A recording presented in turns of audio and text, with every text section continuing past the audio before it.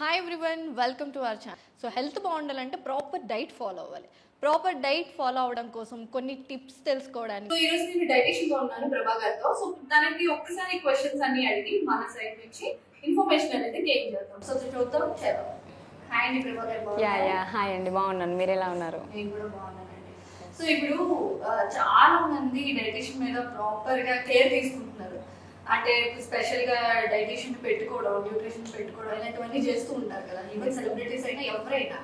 So అందుకు mainly వాళ్ళు చూసేది ఏంటంటే ఎక్కువ మంది వెయిట్ లాస్ అవ్వడానికి ఎక్కువ స్టార్ట్ చేస్తారు జర్నీ అనేది.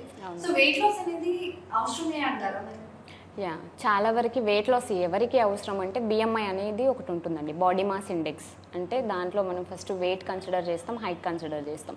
దానికి ఒక ఫార్ములా ఉంటుంది, weight in kgs divided by height in metre square. అది చేస్తే మనకు ఒక వాల్యూ వస్తుంది. సో ఎప్పుడైతే ఆ వాల్యూ 25 నుండి 29.9 వరకు ఉంటుందో అది ఉన్న వాళ్ళు ఓవర్ వెయిట్లో ఉన్నట్టు అర్థం.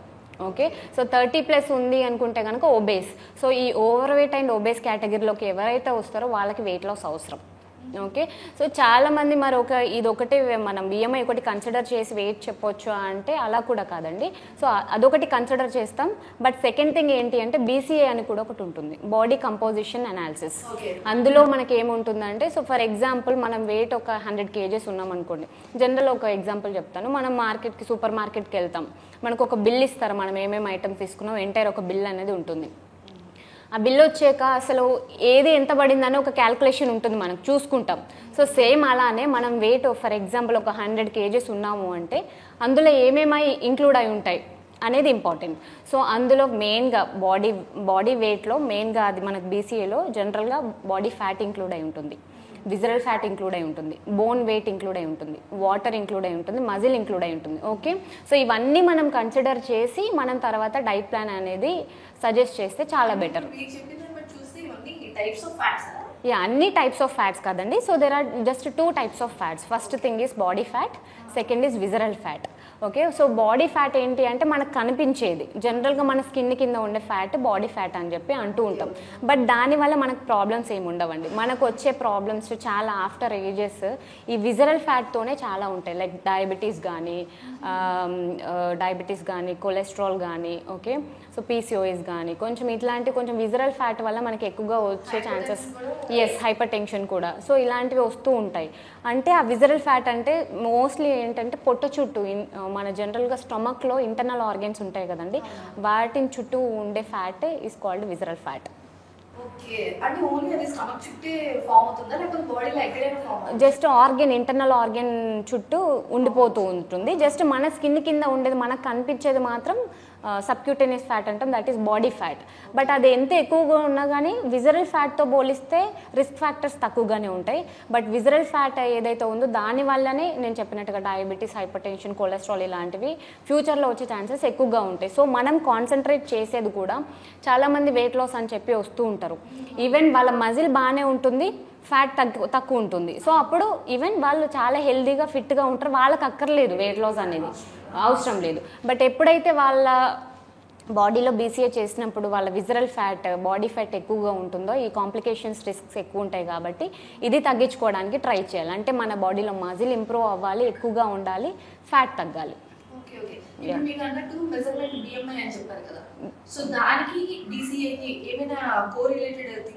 సో జనరల్గా బిఎంఐ అనేది just weight and height consider చేసి చూస్తాము.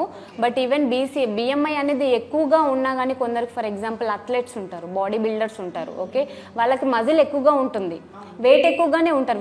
ఎందుకంటే ఆ వెయిట్లో నేను చెప్పినట్టుగా మజిల్ ఇంక్లూడ్ అయి ఉంటుంది, ఫ్యాట్ ఇంక్లూడ్ అయి ఉంటుంది. బట్ అది మనకి ఏది ఎక్కువ అని తెలీదు, వెయిట్ చూడగానే మనకి ఎగ్జాక్ట్గా అర్థం కాదు. వెయిట్ ఫస్ట్ మనం కన్సిడర్ చేస్తాము, అందులో తర్వాత మనం కాంపోజిషన్ ఆ వెయిట్లో ఏమేమి రిలేట్ అయి ఉంటాయి అనేది చూసుకొని విజరల్ ఫ్యాట్ని తగ్గించుకొని మజిల్ ఇంప్రూవ్ అయ్యే డైట్ అనేది మనం తీసుకోవాలి. ఎగ్జాక్ట్లీ, దానివల్లే మనకు చాలా ప్రాబ్లమ్స్ వచ్చే ఛాన్సెస్ ఎక్కువగా ఉంటాయి.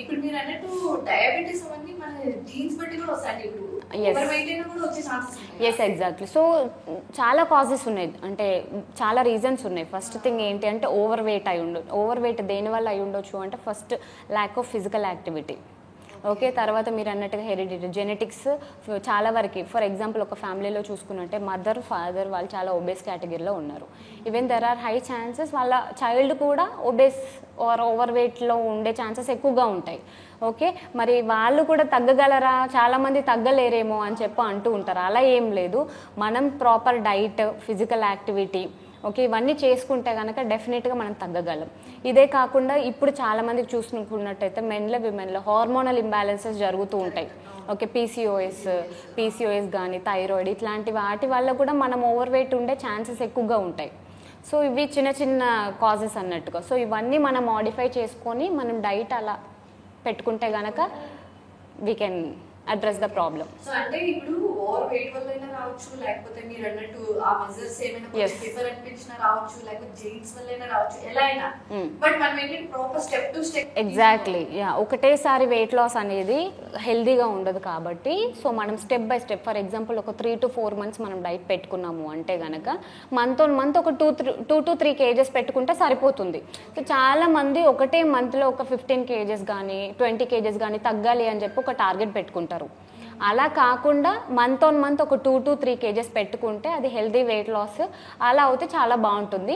దట్టు మళ్ళీ 2 to 3 kgs అంటే అందరికీ అవుతుందా అంటే, ఫర్ ఎగ్జాంపుల్ బిఎంఐ ఎక్కువగా ఎవరిదైతే ఉంటుందో వాళ్ళకి హై ఛాన్సెస్ ఉంటాయి వెయిట్ లాస్ ఎక్కువ అవ్వడానికి.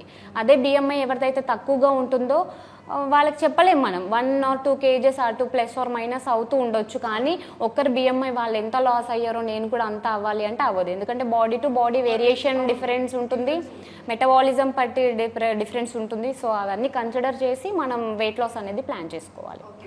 ఈ ఫ్యాట్ అనేది ఎలా డిపాజిట్ అయి ఉంటుంది మన బాడీలో? యా, సో జనరల్గా ఒక నార్మల్ ఇండివిజువల్కి చూసుకున్నట్టయితే ఒక 1600 to 2000 kcal వాళ్ళకి డే పరంగా వాళ్ళకి కావాలి అంత. ఓకే, సో మనం తినేది అంత అయితే మనం ఖర్చు పెట్టేది తక్కువగా ఉంటుంది. ఓకే, సో మనం తినేది ఏదైతే ఎక్కువగా ఉందో ఖర్చు పెట్టేది తక్కువ ఉన్నప్పుడు ఆ ఎక్సెస్ క్యాలరీస్ ఏదైతే ఉందో మన బాడీలో అది ఫ్యాట్ రూపంలో మన బాడీలో డిపాజిట్ అయి ఉంటాయి. ఎస్, ఓకే, సో ఎప్పుడైనా కానీ మనం తినేవి ఖర్చు పెట్టేది ఎక్కువగా ఉండాలి, తినేది తక్కువ ఉండాలి. అలా ఎక్కువగా ఉంటే కనుక డెఫినెట్గా మన బాడీలో ఫ్యాట్ అనేది డిపాజిట్ అవ్వకుండా ఉండే ఛాన్సెస్ ఉంటాయి.